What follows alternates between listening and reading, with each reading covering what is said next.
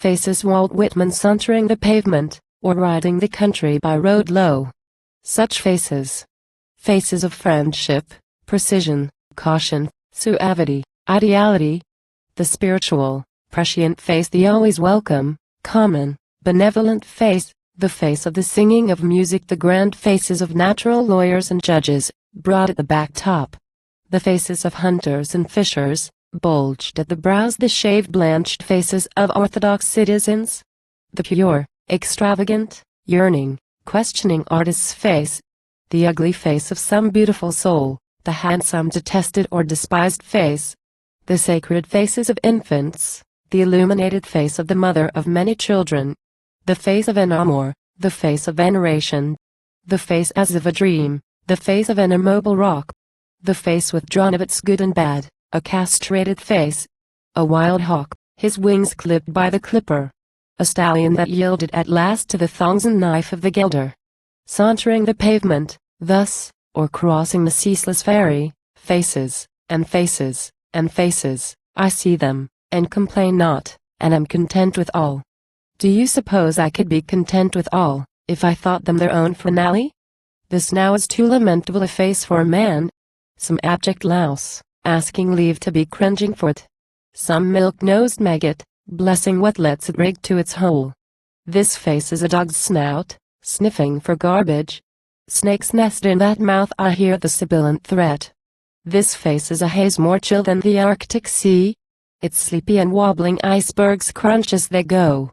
This is a face of bitter herbs, this an emetic, they need no label. And more of the drug shelf, laudanum, caoutchouc, or hog's lard. This face is an epilepsy, its wordless tongue gives out the unearthly cry, its veins down the neck distended, its eyes roll till they show nothing but their whites, its teeth grit, the palms of the hands are cut by the turned-in nails, the man falls struggling and foaming to the ground while he speculates well. This face is bitten by vermin and worms, and this is some murderer's knife, with a half-pulled scabbard. This face owes to the sexton his smallest fee. An unceasing death bell tolls there. Those then are really men, the bosses and toughs of the great round globe. Features of my equals, would you trick me with your curious and cadaverous march?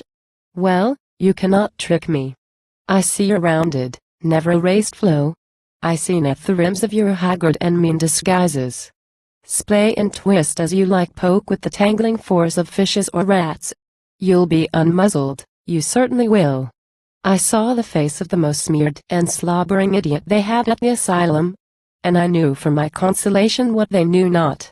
I knew the agents that emptied and broke my brother, the same way to clear the rubbish from the fallen tenement. And I shall look again in a score or two of ages, and I shall meet the real landlord, perfect and unharmed, every inch as good as myself. The Lord advances, and yet advances. Always the shadow in front, always the reached hand bringing up the laggards. Out of this face emerge banners and horses, oh superb. I see what is coming. I see the high pioneer caps, I see the staves of runners clearing the way, I hear victorious drums. This face is a lifeboat. This is the face commanding and bearded, it asks no odds of the rest.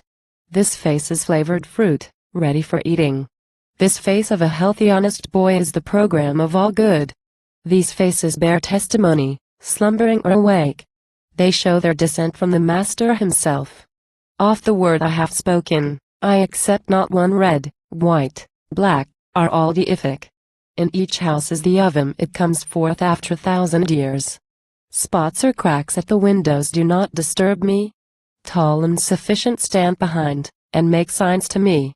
I read the promise, and patiently wait. This is a full-grown lily's face, she speaks to the limber-hipped man near the garden pickets. Come here, she blushingly cries, come nigh to me, limber-hipped man, stand at my side till I lean as high as I can upon you, fill me with albescent honey, bend down to me, rub to me with your chafing beard, rub to my breast and shoulders. The old face of the mother of many children. Whist. I am fully content. Lulled and late is the smoke of the first day morning, it hangs low over the rows of trees by the fences, it hangs thin by the sassafras, the wild cherry, and the catbrier under them. I saw the rich ladies in full dress at the soiree, I heard what the singers were singing so long, heard who sprang in crimson youth from the white froth and the water blue. Behold a woman. She looks out from her Quaker cap, her face is clearer and more beautiful than the sky. She sits in an armchair, under the shaded porch of the farmhouse, the sun just shines on her old white head. Her ample gown is of cream-hued linen, her grandsons raised the flax, and her granddaughters spun it with the distaff and the wheel. The melodious character of the earth, the finish beyond which philosophy cannot go, and does not wish to go, the justified mother of men,